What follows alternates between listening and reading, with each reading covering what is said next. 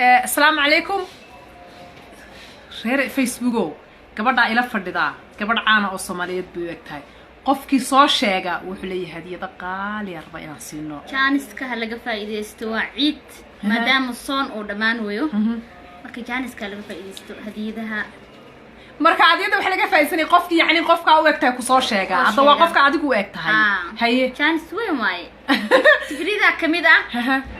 تليفونها كميدا هاي يا وكل قصي قطر سنة كميدا كمان واضح كيسان قف كي صار شيء بيج كيجا يعني إجل شوعة وهالكن ينتن يعني إلى فرد قف كي وقت هذا وقف كي وقت هاي قف كي صار شيء هدية دسولية عيدنا ويدين بالقاطي جانس كله فايدة استو محي صادري يا مركا تليفون هذا صدرين ماله جوجاني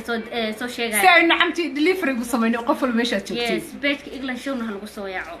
qofkii soo sheega macnaha qofkay gabadhan u eg tahay hadiyada qaal ciidin way soo dhawday ciid maxaa tir waa banaanka wixiino ha jaanis ku weyn waayo ciidka banaanka waayo qofkaas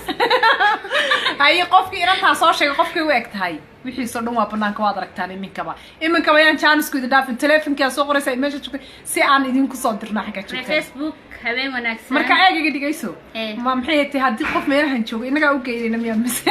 anaga u geeynayno hadii joogo meel badan hadii meel fog joogana asiga walaaya hadduu Mareykan Soomaaliya joog macnaha ma waxaynu saaran maxaynu saadii ajaliyo miyaa waxaas dhigayna dhigayna qarashka anaga waa qofkii boss lana jaanis waa ka faa'iideysan qofkii meelahan joogana anaga gacanta inaga u geeyay de waad maqlaysaan jaaniskiina waxaan ku dhiyo idin dhaafin qofkii inta soo sheega